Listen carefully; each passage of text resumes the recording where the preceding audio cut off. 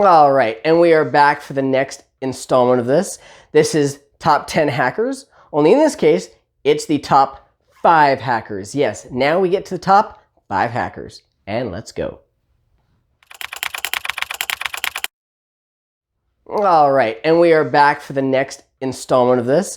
This is Top 10 Hackers. Only in this case, it's the top 5 hackers. Yes, now we get to the top 5 hackers. And let's go. All right, so number 5 on this list is Gary McKinnon. I'm hoping I'm pronouncing that correctly. If I'm not, oh well. So what did he do? He actually used computers to hack the military. He took down major computers in the military and took down an entire network of about 2,000 of them for over 24 hours, which is a very big deal. Not only that, he also decided to leave a big note on their website that says, "Your security is crap." Hackers love to leave those kind of messages. And because of this, he ended up deeming himself Solo. So Gary McKinnon, aka Solo. Now, one of the funny parts on this is that he claimed that the reason why he was in their systems is because he was looking for evidence of UFO cover-ups and free energy suppression. And he just wanted to find what he thought that the government was keeping secret and expose it. One of the difficult parts of this, though, is that when he went into some of these files, he also deleted a bunch of files, which didn't exactly help out things because the Navy was already on high alert after September 11th happened, and this stalled all of their operations for a while, which is kind of a big deal. He ended up causing about $700,000 worth of damages overall with all the files and everything else that he deleted and everything that came from that chain reaction. The US tried to extradite him, but the UK ended up blocking that extradition. If he ever did get extradited, it's assumed that he would serve about 70 years in jail for his sentence. All right, so number 4 is actually a little bit different because it's a duo. We've got Matthew Bevan and Richard Price, aka Coogee and the Data Stream Cowboy. That just makes me laugh every time.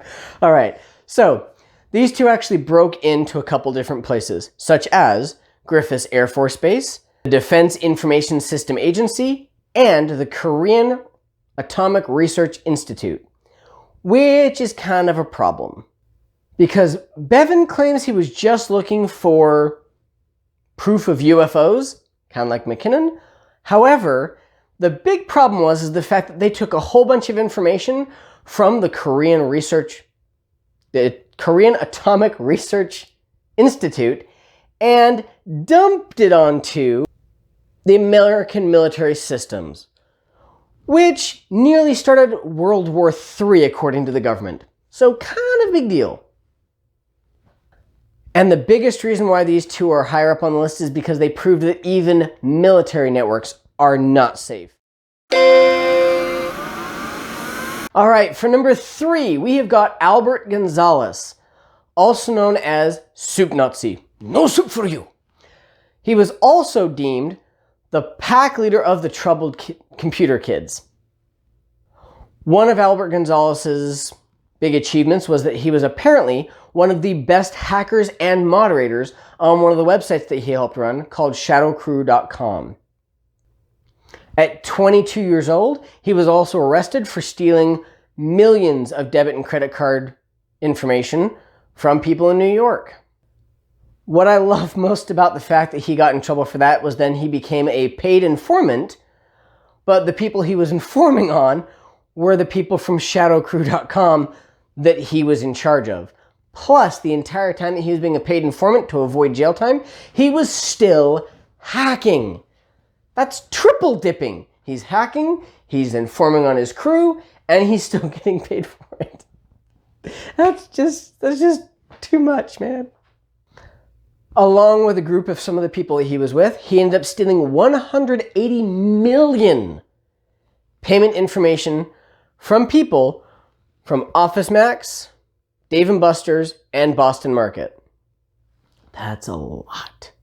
New York Times also stated that his attack on TJX was the largest serial data breach ever, which is a huge deal.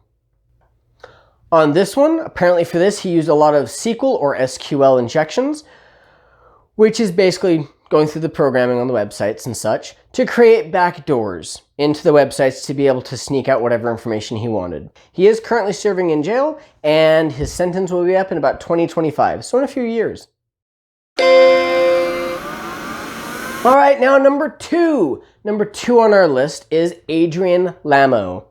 Adrian Lammo, about 20 years old, decided to use an unprotected management tool that Yahoo was using and went ahead and hacked their site and decided to put up a quote for then Attorney General, which was not actually from them.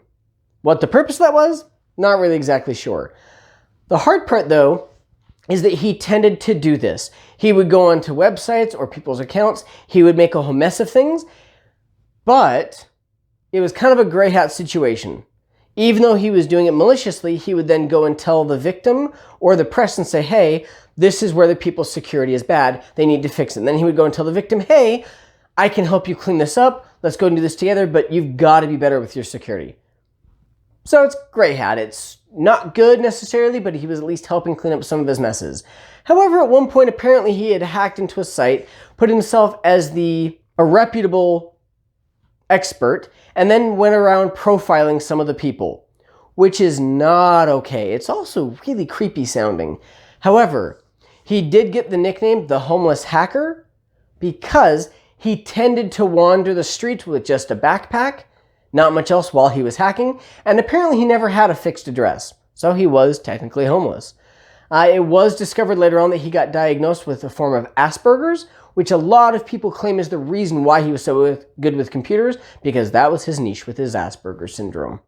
Now, before we get to number one, I want to hear who do you think the number one post is, or the number one pick, and if you think one of these people that I've already named should be higher up on the list or lower on the list, let me know. I would love to see names and do some research.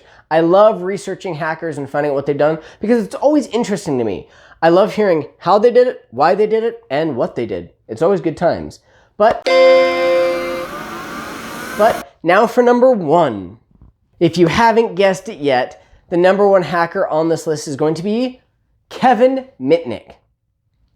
Now, Kevin Mitnick is very, very well known for a few reasons. One, he has done multiple things that we're not going to cover in this video. He also has given many speeches and done interviews telling people what he's done, from very, very minor things like hacking into the drive-thru radio and being able to talk to the customers instead of the person inside, all the way to hacking into giant company systems. One of these systems being Pacific Bell. Pacific Bell was a very well-known company and very large company. He claimed that he just wanted to see the manual for their stuff. So he said he got in and he just took the computer manuals. Now, with Kevin Mitnick, one of the interesting things about him is that he always broke into places, but never for malicious intent. However, in 1982, Kevin Mitnick hacked into NORAD. Yes, NORAD. Which, if that sounds at all familiar of a teenager hacking into a government site like that, it's what inspired the movie War Games. Great movie, by the way. Great movie. But now I have issues with trying to replace Matthew Broderick with Kevin Mitnick. I kind of like the way it worked this way.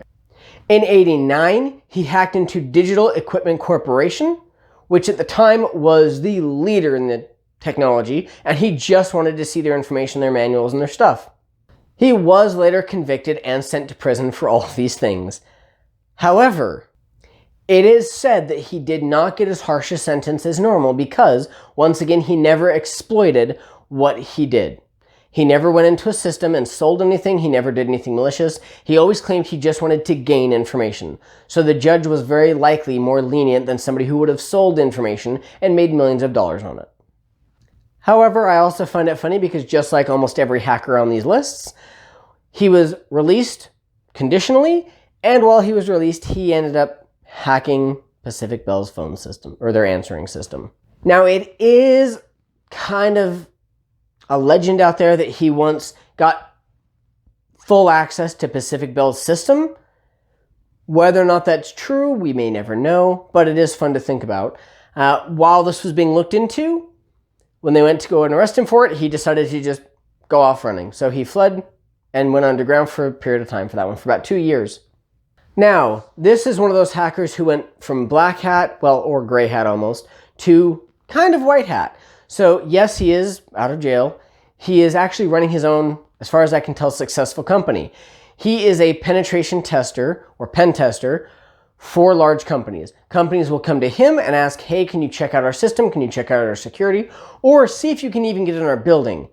He's done multiple interviews. He's done TED Talks even. He's done multiple things where he's explained, here's how I've gotten into some places. Here's the basics of it. Here are some of my secrets that you may not know.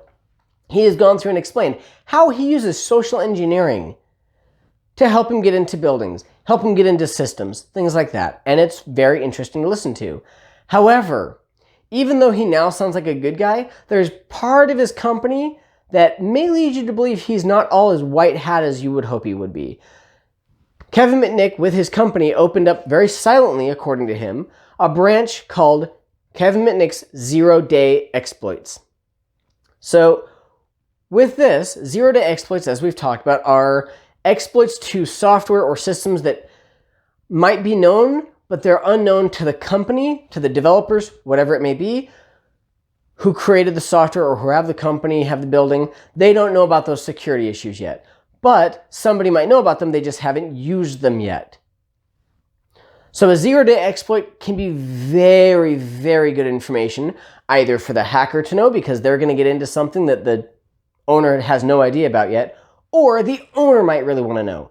Now, Mitnick has been asked about his zero-day exploit part, and he said that he is trying to sell it to customers who are either working with antivirus, with security companies, or the company that has the issue themselves. Which makes sense, because if you're good at doing something, don't do it for free. He made a great Joker, by the way, just saying. So, with that one, I understand to a point of he's trying to sell this information to people who will make the best use of it. Not necessarily maliciously. However, he doesn't ask his customers. If they come and ask, hey, I'd like to buy a zero-day exploit, and it's going to cost thousands of dollars, probably tens of thousands of dollars, he's willing to sell it to them. He's already said, no, I'm not going to ask my customers why they want them, because to be truthful, they probably wouldn't tell him the truth anyway. So he doesn't even bother asking. So yes, he will sell zero-day exploits. He prefers to sell it to a good company, but he's not going to ask questions either way. So take that how you will, although it's still technically legal, I guess, because he's just selling information. He did, however, say that where does he get this information? Whether he has found it himself, whether his company found it, or another, whether it's hacker or company has come up and said, hey, we have this information about the zero-day exploit. Would you like to get it from us? He will get it from them, and then he will be able to sell it to whoever else needs it. So that's how that works. What did you think? Were there any of these spots that you thought, hey, wait, no, this person should have been higher on the list, should have been lower on the list? Who did we miss? Who would you rather see on here? Or was there something that somebody did that you really want us to talk about as well? Let us know in the comments below. Don't forget to like and subscribe and hit the little bell for notifications. I do try to put out videos about weekly. We'll see. This is Suits, signing out.